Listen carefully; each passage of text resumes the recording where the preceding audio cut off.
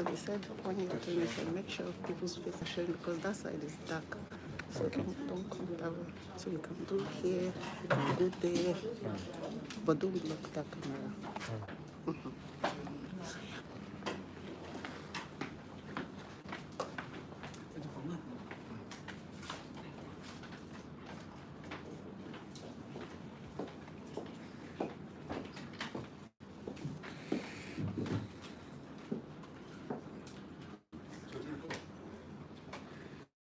Okay, we're back now. Just confirm that everybody on the line can hear our voices still. Godfrey, can you please confirm for us that you can still hear us? We're starting our second session right away. Yes, I can hear and see you. Great, thank you. All right, over to Dr. Tini. You can take over now. Okay. Good afternoon, everyone. It's still morning. You're welcome to the second session of this fantastic panel, and I hope we enjoyed our break. We're going to jump right into it. The second session, we'll keep it as brief as possible. I want to talk about, in this second session, I want to talk about wearing masks and the impact of mask wearing and the secrets the masks hide, and so on and so forth. So wearing masks is the new normal in the world of today. It is in certain places, it is more natural to see people wearing masks than not, although some people still don't care, but most educated people do. And wearing masks hides a lot of things when it comes to the oral health status of people. I have a real story to share. Earlier this year, a patient came, I think it was around January, late January, a patient came to the clinic and he wanted to have an implant done. And this man, of course, in the course of clerking him, I learned that he's been a denture wearer for some months. However, he has misplaced his denture for 6 months. So I asked him, and this is a gentleman who looks, affluent, and he doesn't look like someone who doesn't care.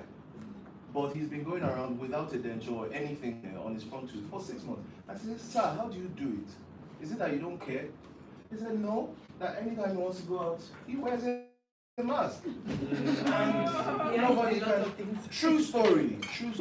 And it's like, and he gets away with it, because everybody, anywhere he goes, he's expected to wear a mask, so he can get away with it. But now he's ready to do it for his own sake. So it brings me to the question, how proud are you of your teeth without your mask? If you're asked that to 1,000 random people in the world now, you'll be surprised that a lot of them are not, they're not proud of it. And the mask also does something positive nowadays. When your mouth is smelly, have you ever worn a mask when you have not brushed? You will know that there's something wrong because you can smell yourself. So maybe that is an advantage to wearing masks for the people who care. So I want to ask, that brings me to the next question. This second session, we'll discuss a little bit of science. That's mouth smelling. What causes it? I want to ask, I think we have 2 doctors on the line, Dr. Precious and Dr. DPC. Can you hear me? Hi, Dr. Precious. Good morning. I can hear you. Yeah. So we always talk about using. Fantastic. We always talk about using toothpaste, brushing, and so on and so forth. And one of the main reasons why we brush is to prevent halitosis or mouth odor. What causes it? Briefly. Yes, body breath could be caused by myriad of reasons. There could be causes from within the mouth, and there could also be causes from the body, from inside the body. The most common causes from within the mouth are probably lack of proper oral hygiene, people that don't brush properly. We know that the tongue serves as a home for odor-causing bacteria, especially the back of the tongue. So for people that don't clean their tongues properly, they tend to have this bad breath. Also, for people that have tooth decay and gum disease, bleeding gums also could be causes of bad breath. Yeah. So for other causes, it could be people that have systemic diseases, probably diabetes. Diabetes has characteristic smell, and probably other organs that could be having issues. So those are typically common causes of bad breath. Okay. Thank you very much, Dr. Precious. So, but what can we do to be practical now? What can we do when we notice that maybe I wear my mask and I suspect that my mouth is not in a good state because I can smell myself, or I'm not sure of the status, or at that moment I'm not proud of my mouth. What can we do to deal with this quickly? Dr. Dr. Adebisi? Is Dr. Adebisi online? Hello, Dr. Adebisi, are you there?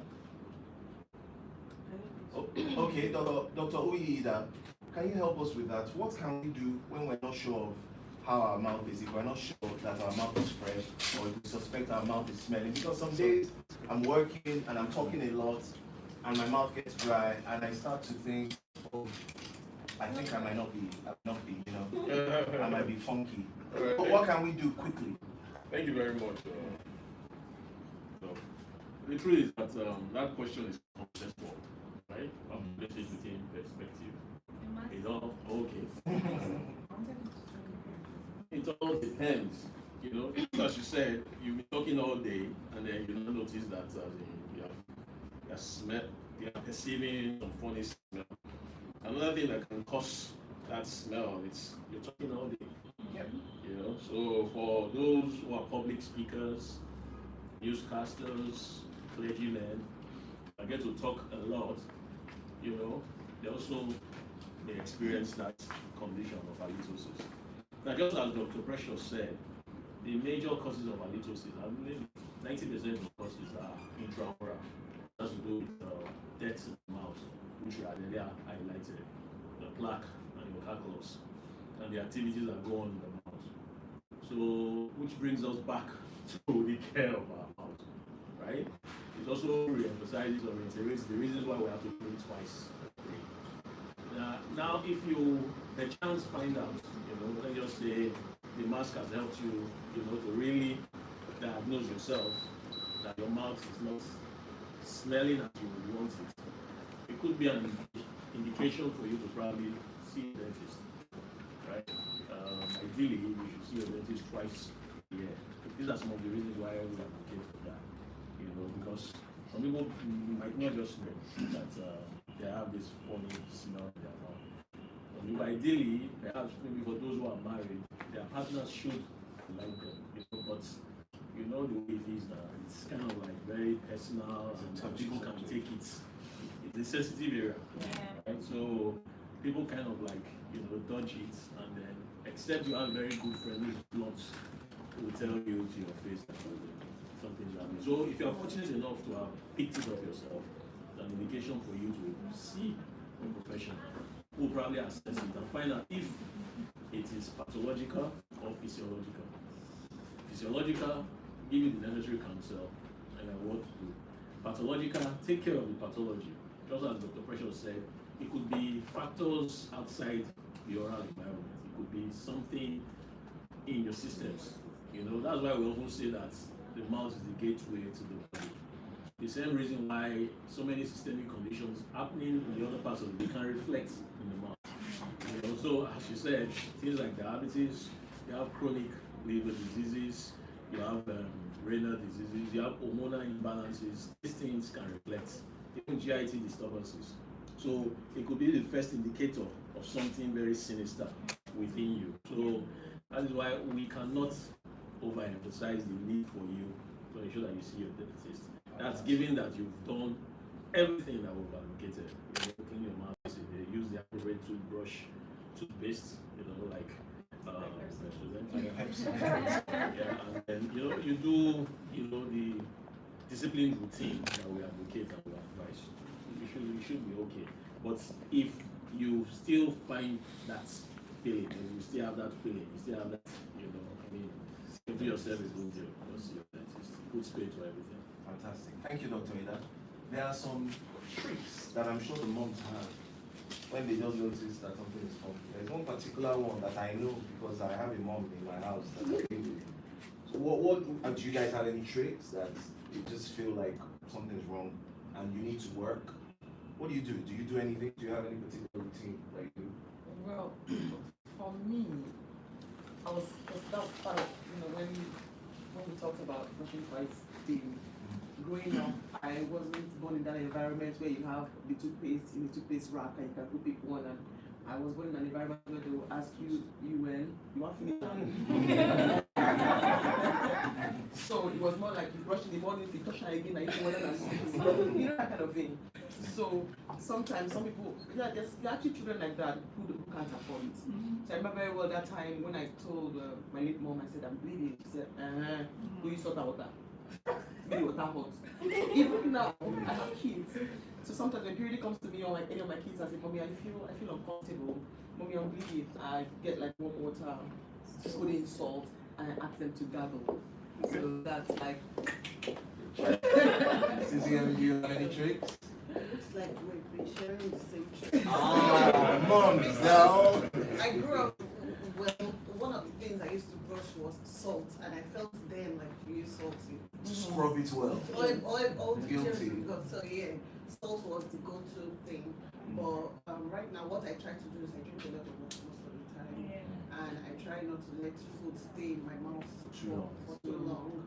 And I try to do that for my kids to tell them once you finish eating, try and brush your mouth. And of course, they think it is sweet. They go back lick. So yeah, it's good. It's good. And I noticed that if there's something I started telling them lately, once you brush, instead of using the water and rinsing everything off, just spit out the what's it called? Just Spit out basically, and then the rest the rest of it will work on your teeth. So that's something I learned with it. But it's I feel odd doing it because I grew up with like you rinse it. Yeah. I spit it out. So yeah, those are tricks. And then the odd mint here and there. But I also like to hear from the dentist because this last point you raised, I only started to do it when I brush in at night. So when you leave some of the, so some people believe that if I finish brushing, it's all dead, so let me spit out. But then is there any science behind the fact that if you leave the paste around your teeth, it works extra? Or it helps? Yeah. Shed some light. Well, you know that fluoride that we use is meant to do remineralization of the enamel. So there is a topical fluoridation.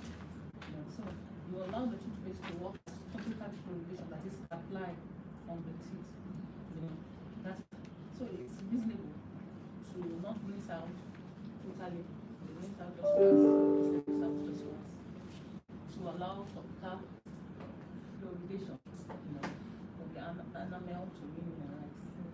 Fantastic. I think that is straightforward. So, Please, sorry, I want to remove the water.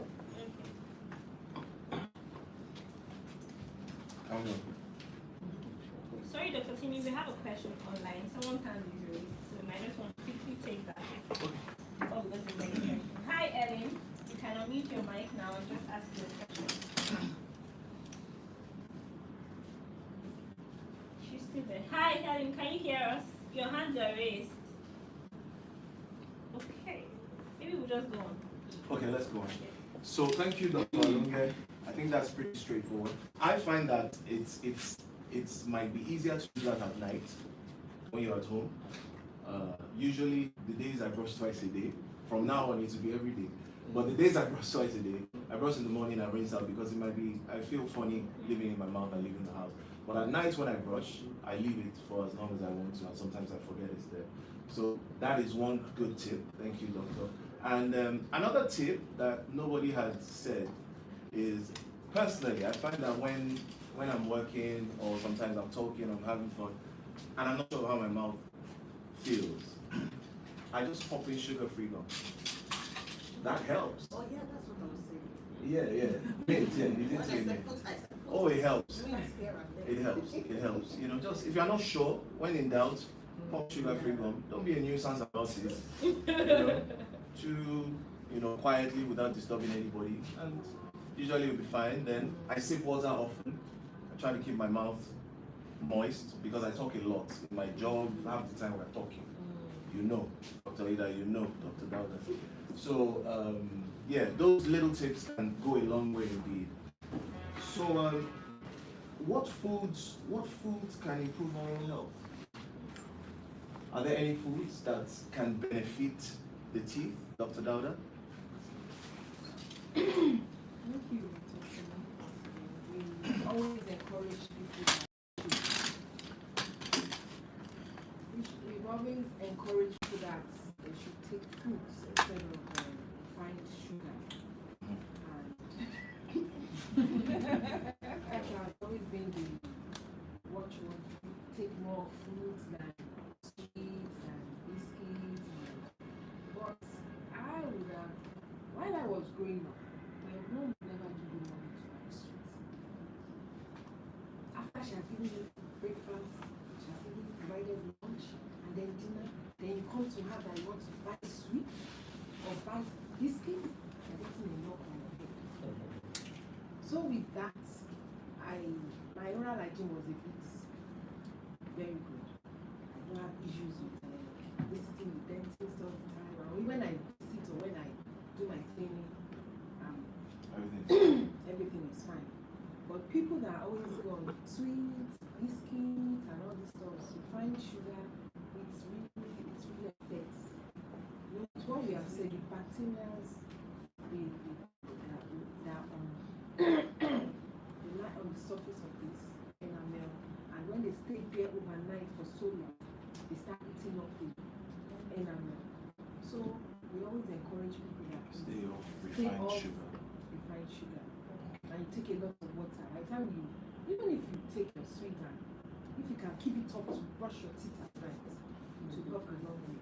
And then when you take water too, by the time you take water, everything goes down. Okay. And this takes us to why, because they always say that fluoride protects the teeth against tooth decay. Am I correct? Yeah. Yes. So why do we have to use a fluoride containing toothpaste like PEPSODENT? What is the real advantage? They say fluoride protects the tooth against tooth decay, but how? Is it Sally? So, I mean, so I can just chip in what I know as a marketeer. We understand that fluoride protects the teeth against cavity.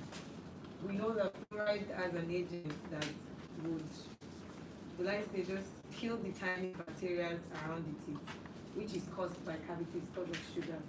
But it also be good to hear from the dentist why. Yeah. All right. Empirically. Sorry.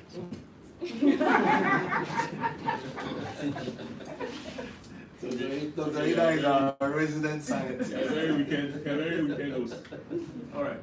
So the truth is that fluoride has two major mechanisms by which it helps to protect the tooth. One of it is pre-eruptive. When I say pre-eruptive, before the teeth even come out from the mouth, right? When they are still in their formative stages, right?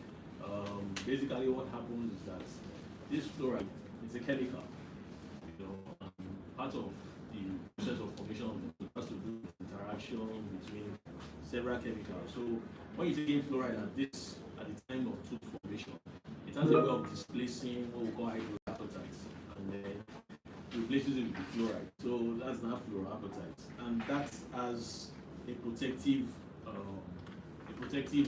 feeling. You know, it has a way of strengthening the tooth, making it more bulbous, less stiff.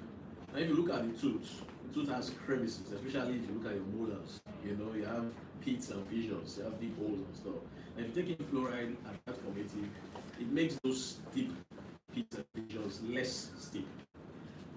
When that happens, they are less stiff, food gets in and just slides out, right? Instead of it getting stuck in those pits and fissures, right? And then it also has a way of, you know, strengthening the enamel. The enamel is the most outer part, the outermost part of the tooth, right? That part, yes. So when it strengthens the enamel, it's difficult for the acid produced by bacteria to act on it. But more importantly, majority of the effects of fluoride is post-eruptive, which is after the tooth has actually erupted, which is what my other was talking about. When you keep a constant concentration of that fluoride topically in your mouth, out, which is why we advise that you just spit out. You don't have to rinse. But when you rinse, it reduces the concentration of the fluoride, and it means that instead of it to do what it's supposed to do, you reduce that concentration, and it's not able to work optimally. So basically, at that level, it reduces what we call demineralization, which is that breaking down of the hard tissues. It promotes what we call remineralization, because it helps, the saliva in the mouth actually has what we call minerals, magnesium, calcium, the same minerals that you have in your cement, right? Yeah. Constantly bathing your mouth, right?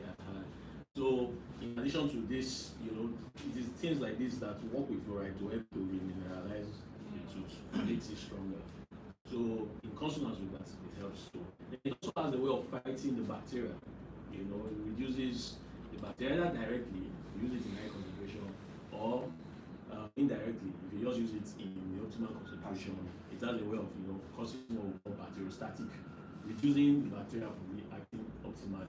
Works at the enzymatic level, reduces its ability to be able to feed and everything. And once you stop that process, of course, your teeth come. Yeah. So, Fantastic. that's basically. Thank you, Dr. Oye. I appreciate that. So we can all see that it is so important to have fluoride in our toothpaste. However, I wasn't going to ask this question, but I'm going to ask. There are a lot of people out there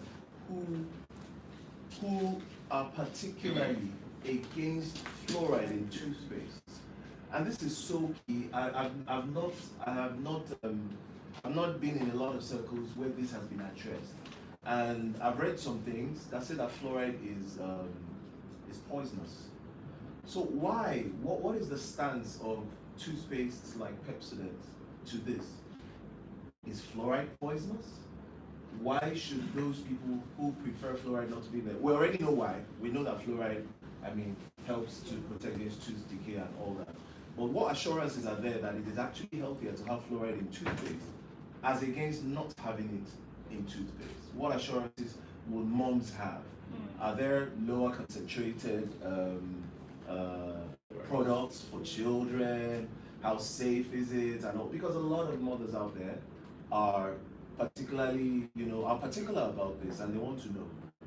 I find this a very interesting question. So even in my circle of friends, we've had debates. So there are certain brands, even in Nigeria today, that don't have fluoride. Absolutely. I'm not permitted to mention names. And for me, I almost feel like you're deceiving consumers if you don't have fluoride in your toothpaste, because what exactly is the toothpaste doing? So first, to address your point, I think it's very critical for mothers to know that they are the kids' toothpaste that has very low concentration of fluoride and is safer for the kids, which we also have. We have the PEPSODENT kids toothpaste as well. And I think more importantly is that you find that those who are super sensitive around fluoride is that mothers are now imbibing the whole organic and natural, what will I say? It's a trend. And so because of that, you tend to feel like you can get alternatives to this problem. And for those people, we can only advise, we can't force, because they just have a personal belief that I don't want as much chemicals around me or around my kids. But people need to understand, like Dr. Lee just explained, that if you want your mouth to be protected and your enamel protected, you need to have fluoride. So we also have on the pack to say that kids that are 6 and lower should only use like a pea amount of toothpaste, so that parents are cautious of that. You must also ensure that they don't swallow. So the best we can do is put the disclaimer out there. We know it's a chemical, but it does more good than harm, you understand? So that's the best we can do. But in parallel, we're also working to bring much more organic products. So we're working to bring like the PEPSODENT charcoal, all of those other variants that have little or smaller quantities of fluoride. But as a company and as a brand, we believe very strongly in the importance of having fluoride. Even the NDA and NAFDA, in fact, even NAFDA would not give you an approval if you don't meet a minimum threshold of fluoride inclusion in your toothpaste, because it's really important. Fantastic. Does anybody want to add to that? Yeah, what I also want to add is that on PEPSODENT mobile dental clinic, because PEPSODENT has a mobile dental clinic that goes around the country, even the communities, to offer free dental care and treatment. And we found out that a lot of women and men who came to the mobile dental clinic, they came with a lot of other health issues, tooth decay, all in their tooth, and the dentist will ask them, what toothpaste have you been using? And they will mention the toothpaste that does not contain fluoride, and they are advised against it, and that they should ensure they see their dentist twice a year. And the reason why we actually altered the PEPSODENT free mobile dental clinic was because of COVID. We were on the field up to the time the pandemic started. So a lot of Nigerians have benefited from the corporate social responsibility of PEPSODENT because they don't pay. Even medications were provided by PEPSODENT. So, in essence, we are advising. I join my voice with the voices of the professionals that for now in Nigeria, it is toothpaste that contains fluoride at the acceptable level, such as PEPSODENT, all the variants of PEPSODENT. We have PEPSODENT 1, 2, 3. We have PEPSODENT Cavity Fighter. We have PEPSODENT Expert, Sensitive Expert, that they should patronize. Thank you. Fantastic. Thank you very much. Tolu, do we have anyone online? All right. We still have Otto online. Hi, Otto. Are you still there? Okay, just to also introduce to everyone, or is that she just joined us? I'm still here, just enjoying the conversation. I was going to just ask that, next time when we have this this event, we should get a chalkboard and a marker so the doctor can give us more lectures like. Thank you, Otto. Very, very nice. Yeah, I also just wanted to quickly introduce Oiza. She's the BPC lead in Unilever Nigeria. Oiza, thanks for joining us. Just say a quick hello to everyone. Hi, good morning, good afternoon, everybody, and I'm happy to be here too, and nice seeing some of the faces again. And I think it's been a wonderful session. I've been enjoying myself and having a good laugh and also learning new things. Thanks. Yeah. Thank you, Great. Oiza. Thanks also for staying on the call. We appreciate your presence. And thanks Dr. Precious as well. Okay. All right, So that's fantastic. So we're slowly wrapping up. Is there anything that anybody wants to add before we call it a day? And I have one more question that I want to ask. I have one more question I want to ask Dr. Alonge, but before then, I want to know if there's anything that anyone wants to add. If we have questions online, it would be great to have you. SisiYemmie, if you also have questions from your consumers online. Let us know. Yeah. So Dr. Tina, I think I will just not wrap up, but just to remind everyone one of the reasons why we do this is that beyond just selling toothpaste, we believe very strongly in the fact that we need to educate Nigerians. So the number one priority of PEPSODENT is that every smile matters. And so if we can get you to smile, I mean, there are a lot of people that want to smile, but for different reasons, they're not proud of their smile. And so our number one priority is to eradicate. We want to ensure that we have a cavity-free Nigeria, and also ensure that we eradicate oral diseases to a very large extent. And so that's why we are committed to doing this beyond just selling toothpaste. I mean, we had a very good conversation around the importance of fluoride. A lot of Nigerians don't know. And one of the reasons why we're very proud to have our influencers as well as NDA is that in our own little way, we communicate, we put this information out there. People see, they read, they're curious to learn in our own little way. Now, beyond what we do on digital, Mrs. Babashola, thanks for reminding me, she also spoke extensively about what we do in those rural communities. So we have a mobile dental clinic that goes to the different communities, and people come for free medical checkups. So it's just that they don't have funds to go to the general hospital. At least to the barest minimum, we can educate them to say, oh, this is what you have, you are fine, you need more, you need to seek medical advice. So in our own little way, we are doing all of this beyond just selling a toothpaste. So I just thought to put that out there. And in our own little communities, let's continue to remind people of the importance of brushing with a fluoride toothpaste like PEPSODENT, and also get them to brush in the morning and in the evening. Like Mrs. Abashola said, Mrs. Abashola, I don't want to tell everybody your age, but I think it's quite amazing that you've never